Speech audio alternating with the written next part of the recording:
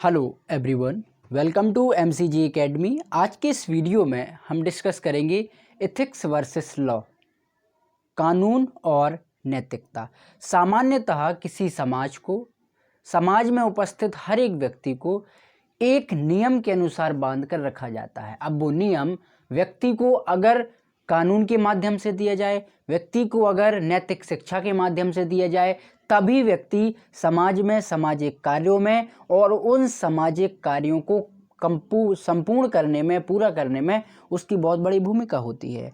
यही भूमिका व्यक्ति के व्यक्तित्व में भी साकार होती है। यही भूमिका समाज में उपस्थित हर एक, जब व्यक्ति काम करता है या कोई वर्क करता है या समाज के प्रति समर्पित रहता है, तो वो दो चीज़ों से बंधकर या रहकर ही समाज में अपनी भूमिका या अपना कंट्रीब्यूशन देता है।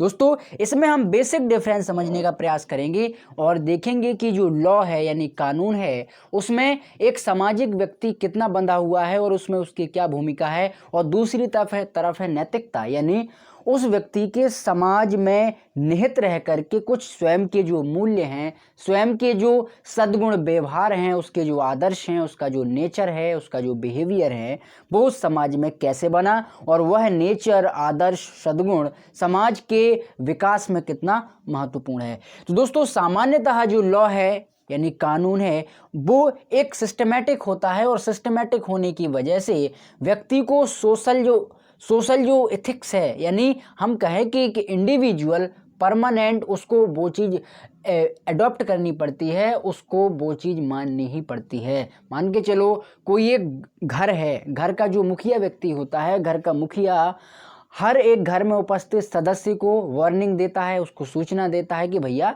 ऐसे कानून है और आपको इस कानून की दिशा में या इस नियम का पालन करते हुए अपने घर को चलाना है। यानी अगर कोई एक बुजुर्ग व्यक्ति कहे कि हम लोग 4 भाई हैं, यानी हम आपके जो 4 भाई हैं, उन 4 भाई आपस में मिलकर रहें, उन 4 भाइयों के बच्चे आपस में मिलकर रहें, उनके जो पत्नियां हैं वो भी रहें, तो यानी उस बुजुर्ग व्यक्ति ने एक ऐसा नियम बना दिया, ऐसा एक लॉ बना दिया कि उस पूरे परिवार को वो संजो के रखता है, पूरे परिवार को वो एकत्रित करके रखता है।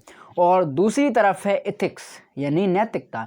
नैतिकता व्यक्ति की स्वयं के कुछ मूल्य होते हैं। जैसे उसी परिवार में उपस्थित कोई एक व्यक्ति है जो बहुत ज़्यादा नीतिवान है, बहुत ज़्यादा नैतिकता से परिपूर्ण है, वो व्यक्ति सोचेगा कि ठीक है, वो उस नियम के अनुसार भी चलना है, लेकिन क्या पता उस नियम में कुछ संशोधन की आवश्यकता हो, क्या पता जो व्यक्ति बहुत ज़्यादा अगर अधिक नैतिकवान है तो वो शायद बनाए हुए नियमों का खंडन भी करके एक समाज में नए मूल्य का भी उदय कर सकता है। नए मूल्य का उदय करते हुए वो अपनी जो मानवता की छवि है वो भी पेश कर सकता है कानून के दायरे में रहकर, क्योंकि जब आप कानून के दायरे में बंधे रहते हो तो अब आप भी उस नैतिकता के मूल्यों से निहित होते हो। क्योंकि सामान्यतः जो कानून बनाने वाले लोग हैं या जो कानून पालन करवाने वाले लोग हैं, वो भी कहीं ना कहीं नैतिकता से जुड़े हुए हैं, वो भी कहीं ना कहीं नैतिकता से परिपूर्ण हैं, नैतिकता से भरे हुए हैं।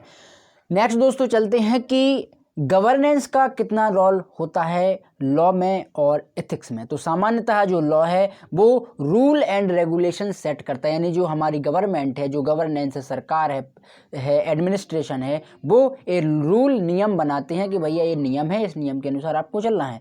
नेक्स्ट चीज दोस्तों यह है कि एथिक्स में ऐसे कोई रूल नियम या हम कह सकते हैं कि सेट नहीं होते हैं। वहाँ पे प्रॉपर एक सेट होती है गाइडलाइन, और वो गाइडलाइन होती है नैतिकता से पूर्ण, और वो गाइडलाइन आपके इंटरनली आपके जो अंतः आत्मा है, आपके जो सेल्फ के कुछ एक्सपेक्टेशन है, समाज के प्रति आपकी जो भूमिका है, उससे बंधे हुए होते हैं। नेक्स्ट दोस्तों, यहाँ पे हम देखेंगे कि एथिक्स में इंडिविजुअल एंड लीगल प्रोफेशनल जो नॉर्म्स होते हैं वो यहाँ पे बनते हैं। देन अगर हम कहें कि गवर्नमेंट में कोई प्रॉपरली जो गवर्नमेंट नियम बनाते हैं वो पूरे देश में उपस्थित सभी देशवासियों के लिए होते हैं, लेकिन अगर हम कहें एथिक्स में तो वो इंडिविजुअल लीगल प्रोफेशनल रूप से अपने आप पर वो चीज़ लागू कर सकता है एथिक्स का फायदा लेकर के या एथिक्स को अपने मूल्यों से निहित करके। नेक्स्ट है दोस्तों एक्सप्रेशन। सामान्यतः लॉ में जो हम एक्सप्रेस करते हैं, वो पब्लिश करते हैं, वो रिटन में होना चाहिए, यानी लिखित में होना चाहिए। चाहे वो कानून को आपको उपस्थित सभी जो धाराएं हैं वो आपको अगर पेश करनी है तो वो भी लिखित में होना चाहिए। कोई प्रूफ है, एविडेंस है, तो वो भी लिखित में होना चाहिए, उसका प्रॉपर साक्ष्य होना चाहिए। लेकिन नैतिकता में ये चीज़ नहीं है। आप अब्स्ट्रैक्ट होकर भी नैतिकवान हो सकते हैं, यानी बिना लिखित बिना प्रमाणित चीज़ों को भी आप मान सकते हैं और समाज में सामाजिक भूमिका निभा सकते हैं नैतिकता होकर।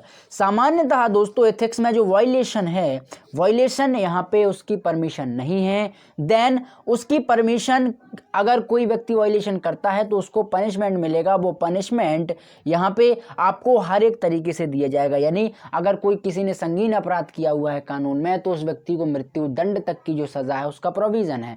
देन लेकिन अगर आप एथिक्स में हो तो एथिकल व्यक्ति जो है वो भी यहाँ पे वायलेंस नहीं क्रिएट करता है। देन अगर वो विशिष्ट परिस्थितियों में वायलेंस क्रिएट करता है तो उसके लिए कोई पनिशमेंट नहीं होती है। और विशिष्ट परिस्थिति में अपनी जान पर अगर कोई किसी की बाजी आती है या कोई व्यक्ति उसकी जान लेना चाहता है और फिर वो अपनी उससे जान छुटाना चाहता है तो वो वायलेशन का सहारा ले सकता है और इसी उपरांत उसको वहाँ पे कोई सज़ा भी नहीं होगी।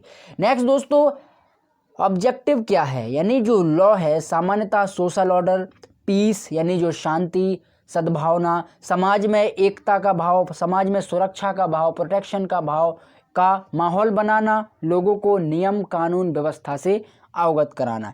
नेक्स्ट दोस्तों जो एथिक्स है, एथिक्स सामान्यतः जो पीपल्स हैं यानी लोग हैं, लोगों को सही और गलत में अंतर बताना और सही और गलत होने के बावजूद भी व्यक्ति कैसे निर्णय ले सकता है सेल्फ के जरिए, स्वयं के जरिए, वो हमें एथिक्स सिखाता है। वो हमें नैतिकता सिखाती है कि व्यक्ति विपरीत परिस्थितियों में भी कैसे गंभीर से गंभीर निर्णय ले सके और वो निर्णय समाज के लोगों तक पहुंचा सके और लोगों में एक नई भूमिका दिखा सके।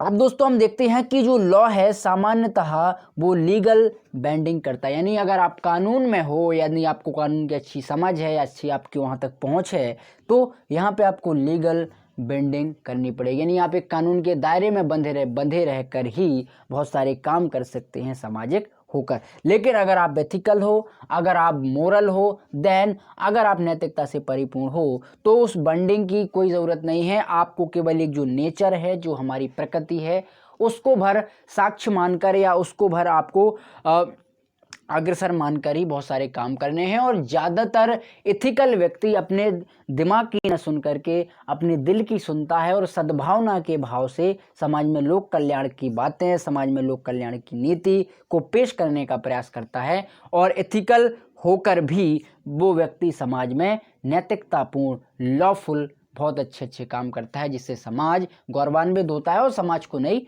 दिशा भी मिलती है। Thank you.